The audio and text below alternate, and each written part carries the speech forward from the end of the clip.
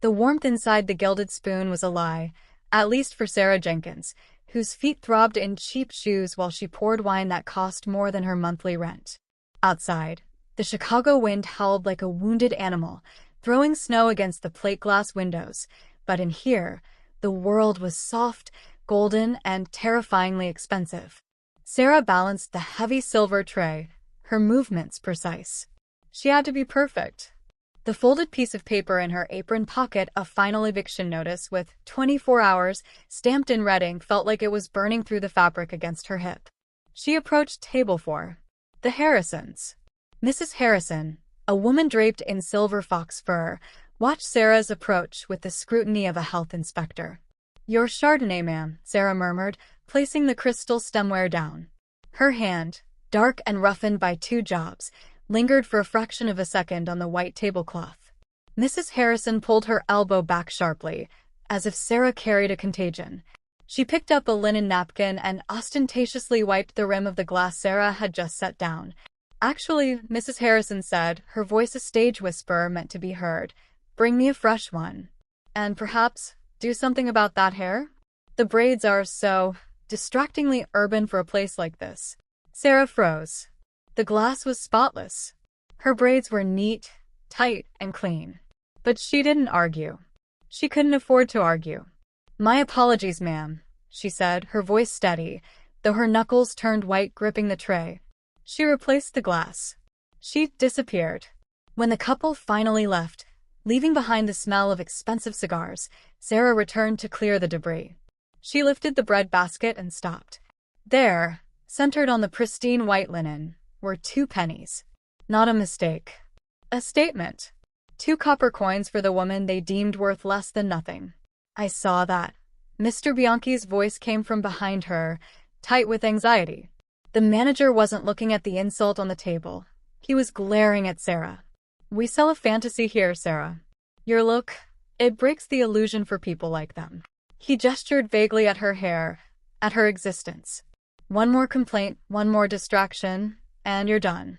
Thanksgiving shift or not." He walked away, leaving her alone with the humiliation.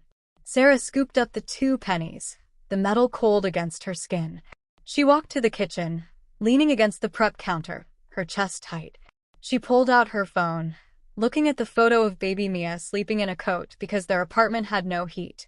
For her, Sarah told herself, forcing the pennies into her pocket alongside the eviction notice. Just swallow it. For her. Just then, the heavy front doors swing open, letting in a gust of freezing wind that extinguishes the candles near the entrance.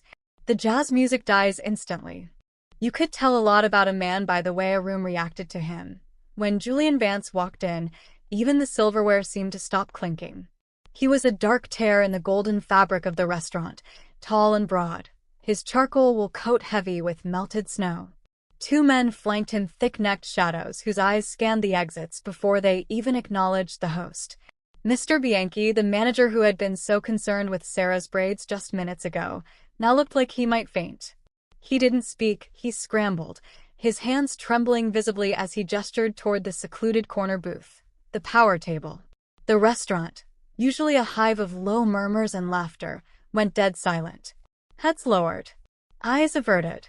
It wasn't respect. It was the primal instinct of prey recognizing a predator. But Julian Vance didn't look like a king tonight. He looked like a man drowning. Clutched against his chest, held with the awkward stiffness of someone handling a live grenade, was a baby carrier. He sat heavily, placing the carrier on the velvet banquette. A thin, reedy whimper broke the oppressive silence. Julian stiffened. He reached in, his large hand trying to rock the plastic shell, but the motion was jerky, aggressive with anxiety. "Hush," he rasped, his voice rough like gravel grinding on glass. "Leo, stop. Please." Leo did not stop. The whimper spiraled into a wail, high-pitched and jagged. It cut through the soft jazz, through the tension, through the very air of the room. At table 4, Mrs. Harrison glared openly, tapping her manicured nails on the tablecloth, her lips pursed in irritation, but she didn't dare utter a syllable. No one did. The fear in the room was thicker than the blizzard outside. The baby's face turned a terrifying shade of violet, his little fists beating against the air, gasping for breath between screams. It wasn't just a cry. It was the sound of pure, desperate hunger. "Boss, maybe the pacifier?" One of the bodyguards ventured, reaching cautiously into a diaper bag. "I tried the damn pacifier," Julian snapped, his voice cracking. He stood up abruptly, knocking over a crystal water glass. The crash sounded like a gunshot. "He won't take it. He won't take anything." He looked around the room, wild-eyed, challenging anyone to judge him, yet terrified that he was failing the only thing that mattered. The baby was choking on sobs now, the sound agonizing. Bianchi had vanished into the kitchen. The guests were frozen statues, praying the noise would stop. While the rest of the staff retreats into the shadows, Sarah Jenkins takes a step forward, moving directly into the lion's den. Most people ran from fire. Sarah Jenkins had spent her whole life walking through it, so she didn't stop now.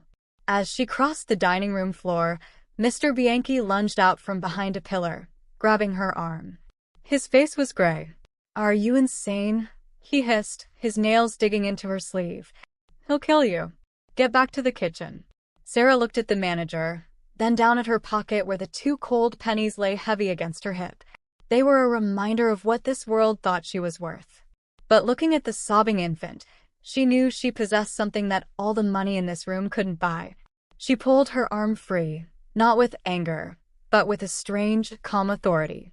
"Let me go," she said quietly. She stopped 2 feet from the table. The bodyguards shifted, hands moving inside their jackets. Julian Vance looked up, his eyes wild and bloodshot, like a trapped animal waiting for the final blow. "What?" he barked, the single word dripping with menace. Sarah didn't flinch. She didn't look at the gun-toting men or the terrified patrons. She looked only at the baby. "He's not giving you a hard time, sir," she said, her voice cutting through the baby's screams. "He's having a hard time. And he's hungry. He won't eat." Julian shouted, desperation cracking his scary facade. "The formula. The bottle, he hates it." "He doesn't want a bottle. He wants a mother," Sarah said. She took a step closer, entering the circle of danger. "I have an 8-month-old daughter at home. I'm nursing her." The words hung in the air, heavy and intimate. Julian froze. The implication hit him like a physical blow. A waitress, a stranger, a black woman he hadn't even noticed 5 minutes ago, was offering the most personal act of charity imaginable. "If you allow me," Sarah whispered, extending her hands, "I can feed him." For a second, the only sound was the baby's ragged gasping. Julian looked at his son, turning purple with distress, and then at Sarah's steady, compassionate eyes. The wall of the Mafia boss crumbled. He nodded, once, sharp and desperate. "Where?" he demanded, turning to Bianchi. "A room. Now." They moved to the manager's office in the back, away from the prying eyes. It was a small, cluttered space smelling of old receipts. Julian stood by the door, his back turned to give her privacy, his broad shoulders rising and falling with every breath. Sarah sat on the worn leather chair and gathered Leo into her arms. The moment he latched, the screaming cut off instantly. The silence that followed wasn't empty, it was heavy, holy. Sarah hummed a low, wordless tune, her body relaxing into the ancient rhythm of motherhood. In the corner, the terrifying crime boss slumped against the doorframe, listening to the soft sounds of his son finding peace, and buried his face in his hands. It was the first time in months the baby had been silent.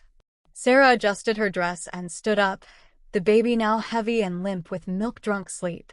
She walked over to Julian and tapped him gently on the elbow. He turned around slowly. His eyes were red. He stared at the miracle in her arms, his son, peaceful, safe, fed. He reached out, taking Leo back with a tenderness that seemed impossible for a man of his reputation. Sarah hands the sleeping, satisfied baby back to Julian.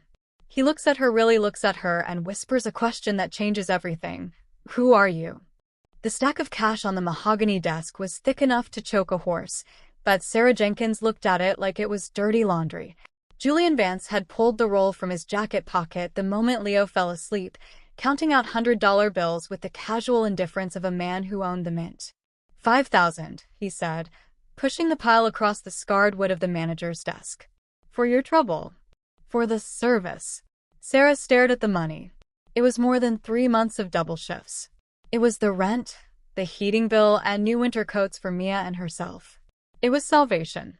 But the way he offered it like payment for a magic trick, like hush money, made her stomach turn. She reached into her pocket, fingering the sharp corner of the eviction notice, and then she looked him in the eye.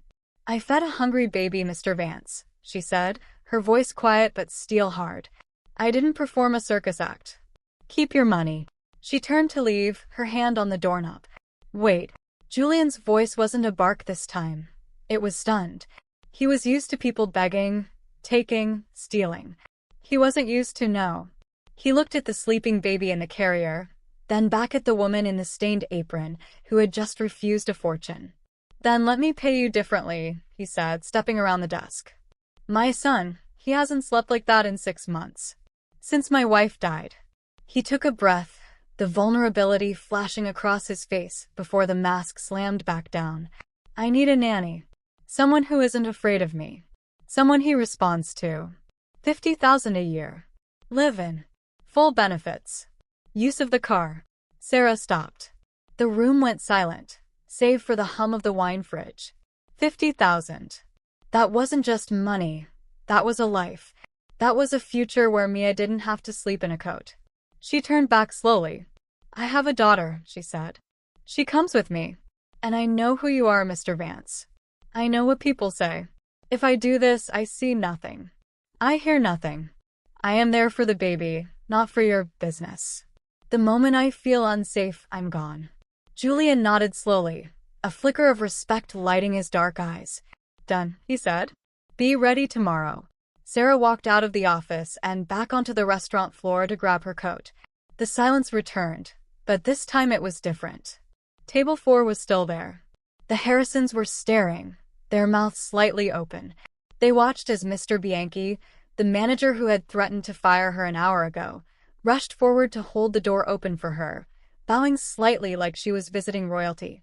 Sarah didn't look at the floor. She didn't look at the 2 pennies still sitting on the table. She walked out into the snow with her head high.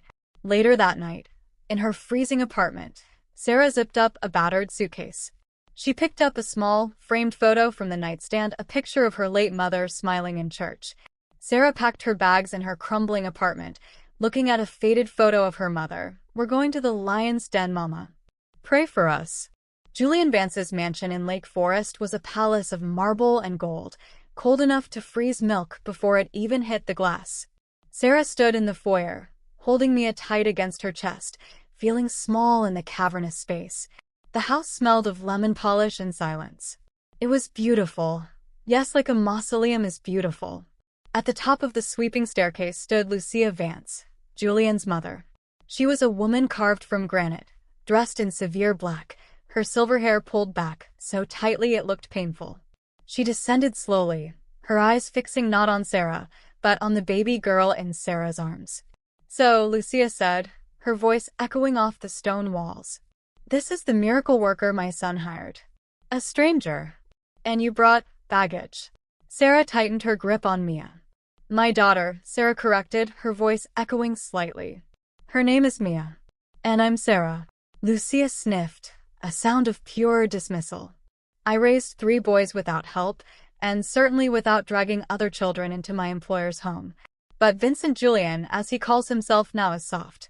He thinks money fixes everything." She stopped on the bottom step, towering over Sarah. "Make no mistake. You are here because he is desperate, not because you belong here. The nursery is on the 2nd floor. Do not touch the artifacts in the hall." Sarah didn't reply. She walked past the older woman, carrying her daughter and her dignity up the stairs. The nursery was worse than the foyer. It was pristine, decorated in white and pale gray, filled with expensive toys that were still in their boxes. It looked like a showroom, sterile and lifeless. Sarah set Mia down in the portable crib she had brought and went to the main crib where Leo was starting to fuss. The moment she picked him up, Lucia appeared in the doorway. "Put him down," the older woman commanded. "He is just seeking attention. In my day, we let them cry it out. It builds character." Leo's fussing turned into a wail. Sarah felt the baby's body tense up. He was stressed, lonely, grieving. He's 6 months old, ma'am, Sarah said, not putting him down. He's 6 months old, ma'am, Sarah said, not putting him down. He doesn't need character. He needs to know he hasn't been abandoned. Do not lecture me on raising children, Lucia snapped, stepping forward. I am his grandmother. Then hold him, Sarah offered, extending the crying baby. Hold him like you love him, not like you're inspecting him. Lucia flinched, stepping back. The baby screamed louder. Sarah pulled Leo back to her chest, rocking into that familiar rhythm, and began to hum the low, throaty lullaby she had used in the restaurant. The effect was instant. Leo's back relaxed. His breathing slowed. The screams cut off as if a switch had been flipped. In the sudden silence of the nursery, Sarah looked at the grandmother. He doesn't need discipline, ma'am. He just lost his mother. He needs to know he's not alone. Lucia stared at the sleeping child, then at Sarah's calm, dark face. For a moment, the granite facade cracked. She looked old, tired, and incredibly sad. She opened her mouth to speak, perhaps to apologize, or perhaps to scold, but the sound of the front door slamming downstairs made them both jump. Heavy footsteps pounded up the stairs. Julian appeared in the doorway, his coat covered in fresh snow, his face pale and wild. He didn't look at his mother. He looked straight at Sarah. Cancel Thanksgiving dinner, he said, breathless. It's not safe. I have to go deal with something. They didn't run, and they didn't cancel dinner. Sarah Jenkins put the turkey in the oven and said, Nobody ruins Thanksgiving on my watch. She stood in the kitchen doorway, wearing an apron over her dress, blocking Julian's path to the garage. He was pacing, his phone clutched in his hand like a weapon, vibrating with messages from a world of violence. You don't understand, he told her, his voice tight. If I don't go deal with this, rival, it looks like weakness. Walking out on your son's first Thanksgiving without his mother, Sarah said calmly, that is weakness. Staying here, being a father? That is strength. She took the phone from his unresisting hand. She didn't look at the screen. She opened the kitchen drawer, the one usually reserved for junk mail, and dropped the device inside. She slid it shut with a definitive thud. Wash your hands, Mr. Vance. It's time to carve the bird. 2 hours later, the dining room was unrecognizable. The long, cold mahogany table was set not for a banquet of ghosts, but for a family. There were candles, mismatched because Sarah had let Mia play with them, and the air smelled rich with roasted sage, butter, and sweet pumpkin. Julian sat at the head of the table, not in a suit, but in a sweater. He looked at the spread the turkey Sarah had seasoned, the cranberry sauce from a can, because that's how real families ate it, and the 2 babies in high chairs smearing mashed potatoes on their faces. He stood up to make a toast, raising his wine glass. He looked at his mother, Lucia, whose face had softened in the candlelight. He looked at Leo, laughing as Mia threw a pea at him. And finally, he looked at Sarah. He opened his mouth to speak, the rehearsed words of a boss ready on his tongue, but nothing came out. His throat worked. His eyes filled. And then, the man who made Chicago tremble broke down. He didn't sob loudly. He just wept, silent, grateful tears streaming down his face. I was drowning, he whispered, his voice thick. I was in the dark, and I thought that was all there was left. Until a stranger walked through the fire to save my son. He looked at Sarah, wiping his eyes with his sleeve. You didn't just feed a baby, Sarah. You saved us. Thank you. The room was silent, but it wasn't the terrified silence of the restaurant. It was the silence of peace. Then, movement came from the other end of the table. Lucia, the woman who had called Sarah a stranger and baggage just yesterday, reached out her hand across the white tablecloth. Her pale, manicured fingers waited. Sarah hesitated for a heartbeat, then reached out. Her dark, work-worn hand clasped Lucia's. The grip was firm, warm. Sarah, Lucia said softly, her eyes wet. Will you say grace for us? Sarah bowed her head. Bless this food, she began, her voice steady and strong. And bless this family found and forged. The camera pans out from the warm, lit window into the snowy night.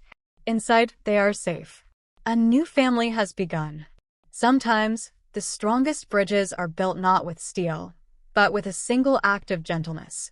Sarah and Julian showed us that when we choose to look past the surface, past the color of skin, the rumors, or the mistakes of yesterday, we often find the family we didn't know we were missing. So tonight, hold your loved ones a little closer and remember, even in the coldest winter, a little kindness is enough to light the way home.